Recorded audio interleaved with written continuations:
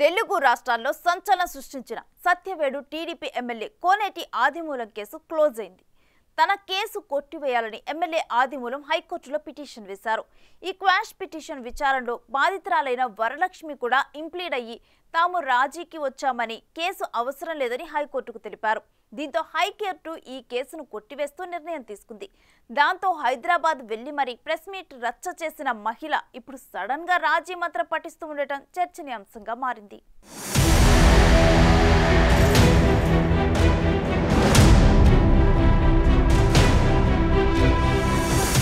Satyavedu MLA కోనేటి ఆదిమూలం లైంగికంగా వేధిస్తున్నారని, అదే నియోజకవర్గానికి చెందిన వరలక్ష్మి అనే మహిళ హైదరాబాద్లో ప్రెస్ మీట్ పెట్టి కోనేటి ఆదిమూలంతో తాను ఉన్న ప్రైవేట్ వీడియోలను కూడా మీడియాకు రిలీజ్ చేయటం తీవ్ర కలకలం రేపింది. తనను తాను టీడీపీ నేతగా చెప్పుకున్న ఆమె కోనేటి ఆదిమూలంపై కఠిన చర్యలు తీసుకోవాలని టీడీపీని, ఏపీ ప్రభుత్వాన్ని డిమాండ్ చేసింది. ఈ విషయాన్ని చంద్రబాబు, లోకేష్ దృష్టికి సైతం తీసుకెళ్లానని, వారు పట్టించుకోలేదని అప్పట్లో ఆ మహిళ ఆరోపించింది.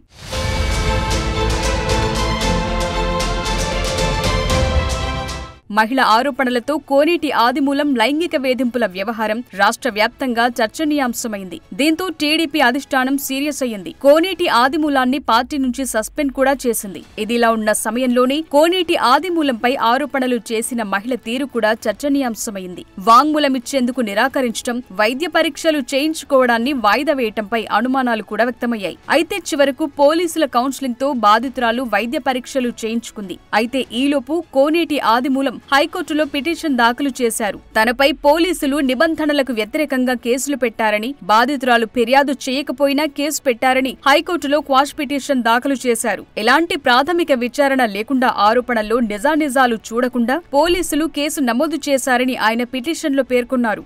జూలై, ఆగస్టు నెలల్లో ఘటన జరిగితే ఇంత ఆలస్యంగా బయటపెట్టడం వెనుక కుట్ర ఉందన్నారు. ఈ ఘటన హనీ ట్రాప్ గా ఆదిమూలం కోర్టు దృష్టికి తీసుకెళ్లారు.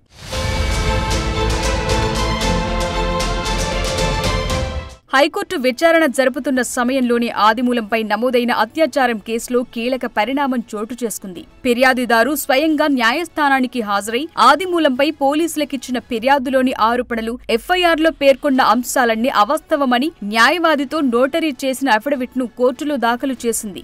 ఇద్దరి తరపు లాయర్లు తమ క్లయింట్లిద్దరూ రాజీకొచ్చారని హైకోర్టుకు తెలియజేశారు. దీంతో కోర్టు బయట సమస్యను పరిష్కరించుకునేందుకు పిటిషన్ డిస్పోజ్ చేస్తూ హైకోర్టు నిర్ణయం తీసుకుంది.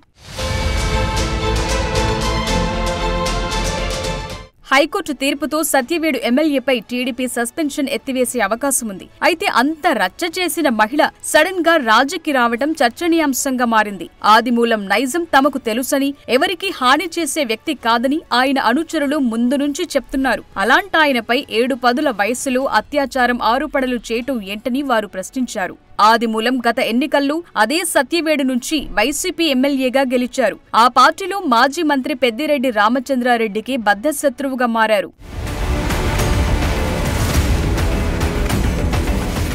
దాంతో పెద్దిరెడ్డి గత ఎన్నికల్లో ఆదిమూలంకు సత్యవేడు టికెట్ దక్కకుండా చేశారు. అయితే ఆదిమూలం టీడీపీ టికెట్ దక్కించుకుని వైసీపీపై విజయం సాధించి పెద్దిరెడ్డికి షాక్ ఇచ్చారు. ఆ కక్షతోనే పెద్దిరెడ్డి ఆయనపై తప్పుడు కేసు పెట్టించారని ఎమ్మెల్యే అనుచరులు వాదిస్తున్నారు. సత్యవేడులో టీడీపీ టికెట్ ఆశించిన నేతలు ఆదిమూలంకు టికెట్ దక్కడంతో గుర్రుగా ఉన్నారు. ఎన్నికల్లో వారు ఆయనకు వ్యతిరేకంగా పావులు కదిపినప్పటికీ కూటమి వేవ్ ఆదిమూలానికి కలిసి వచ్చింది. అలాంటి ఆదిమూలం వ్యతిరేక నేతలతో పెద్దిరెడ్డి పావులు కదిపి ఆ కేసు పెట్టించారన్న వాదన ఉంది. ఆ క్రమంలో ఇప్పుడు వరలక్ష్మికి జరిగిన వైద్య పరీక్షల ఫలితాలు బయటకొస్తే అది తప్పుడు కేసని తేలిపోతుందని ఆమె రాజీకొచ్చారని వారంటున్నారు. అయితే పరువు కాపాడుకోవటానికి ఆదిమూలం ఆమెకు ప్యాకేజ్ ఎరచూపి రాజీ పడ్డారన్న మరో వాదన కూడా వినిపిస్తోంది.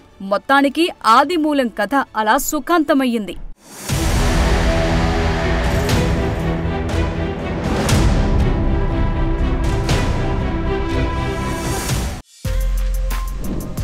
For more videos like this, subscribe Big TV channel.